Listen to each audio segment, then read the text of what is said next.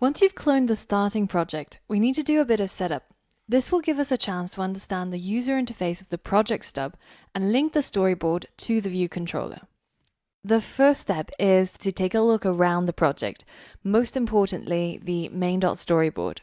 So here we've got a title label, and the first thing I want to point out is if you want to have a large font size in your label, but if you want it to also be able to render on a smaller screen size, say for example in this case you can see that our text in our label has been truncated, so our user can't actually see the full message.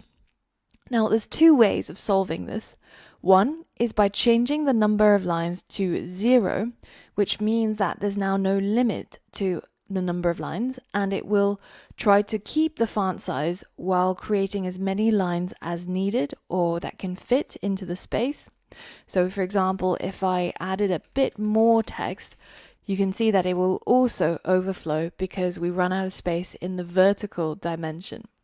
So in addition to setting the font size to 0, the other thing that you can do is to change the auto shrink to have a minimum font size.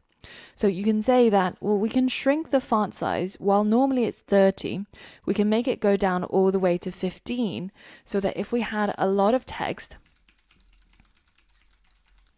then it will simply just reduce the font size and keep everything visible. So those are two ways of manipulating labels so that the user will be able to see the text on all screen sizes. The next thing to notice is that there are 3 egg buttons, soft, medium, and hard, and there are 3 egg image views. Now, if you click on each of these buttons, you'll notice that they actually all have a title. This one says soft, this one says medium, but we can't actually see that. So what's going on? Well, remember how I said that in Xcode, when you look at the document outline, you have to imagine that your eye sits right here, and you're looking at all the layers this direction. So that means that the egg image view is in fact on top of the egg button, which is why we can't see the text of the button. Drag and change the order, then you will be able to see all of the text on the buttons. Now, why don't we simply just add an image or a background image to our button? So we could click this one and then select hard egg. Well, it's because it's actually much more difficult to make the image view scale to fit on a button. So that's why we've actually left the image out, and we've actually used a separate image view behind the button to show the user what the hard egg looks like and what the soft egg looks like. Now, you can, of course, change the aspect fit using code, but this is just a much quicker and easier way of doing the same thing. So now all that's left to do is, of course, open up our assistant, and we're going to link up our design with our code. Now here's a challenge for you. Create a single IB action called hardness selected and make sure that it's linked to all 3 buttons, soft, medium, and hard, so that when they are touched, it will trigger our hardness selected IB action.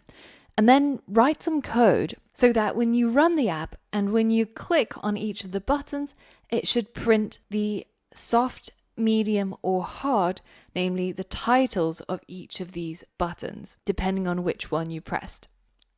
Pause the video and give that challenge a go. So here's the solution. All we need to do is to create a single IB action from each of these buttons. So make sure that you change from outlet to action and change the type of the connection to a UI button. And then we're going to change the name to hardness selected. And then we're going to hit connect. And now we can simply drag it from here and point at our medium egg button as well as our soft egg button so that they're all linked up. And notice, because we've got quite a few things on screen, it's actually more precise to use the document outline when you are dragging and dropping. So now that we've got our IB action hardness selected, we can simply write a print statement which prints the sender. So remember, that was the button that triggered this IB action, and then we're going to tap into one of its properties, and it's going to be the one that we used before, which is the current title. So now when we click run, it will be able to print out the title of the button that we are selecting. So after doing a lot of research, eating a lot of eggs, we've come to the realization that a soft egg should take about 5 minutes to boil, a medium egg about 8, and a hard egg about 12 minutes. Now, given that I can only really eat 2 eggs before I start feeling a bit woozy, this experiment took a long time, but we wanted to confirm what the internet says, so these are the definitive numbers. So how can we add these numbers into our app? Well, we could create some constants, right? So right at the top of the file, we can create some constants, and remember we create constants using the let keyword, and I'm going to create one called soft time, which is going to be equal to 5, and then medium time, which is going to be equal to 7, and finally hard time, and these indeed are hard times, so I'm going to change that to 12.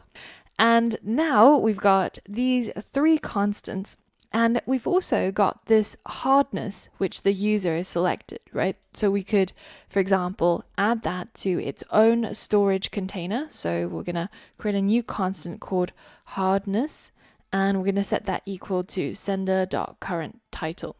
And I'm actually going to delete that print statement because we don't need it anymore. Now, as soon as we do this, we get a warning from Xcode, and it says, initialization of immutable hardness was never used. Consider replacing it with an assignment or removing it. Now, I want you to actually copy this entire warning message and paste it into Google and check out what Stack Overflow has to say about what this means. And then once you're done, come back and we'll continue with the course. So let's paste in the important parts of that warning and let's see what Google gives us. So we've got a couple of different answers here. So the first one that we see seems to have a very specific question in terms of what they're doing wrong. So if we take a look at one of the other ones, you can see that this one is more generalized. It's trying to ask what this is actually all about.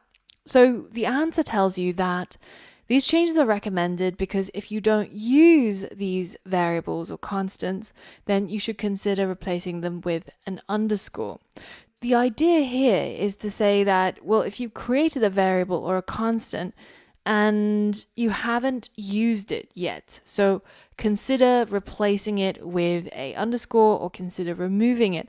But of course, this is just Xcode being preemptive, and in fact, at some point later on, we're definitely going to use our variables and constants. So just be aware that this is what this warning is about, and that you can simply just copy and paste these warnings and errors into Google to be able to figure out what it means. All right, so now we have this constant called hardness, and we have these different times that correspond to the different hardnesses. So here's a challenge for you.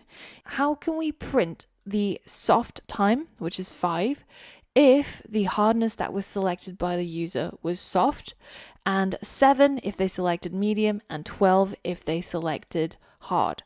So if you have completed the challenge successfully, you should be able to press on the soft button and it will print the soft time, which is 5. Medium will print the medium time, and hard will print the hard time. So if you think you know how to solve this challenge, then go ahead and solve it.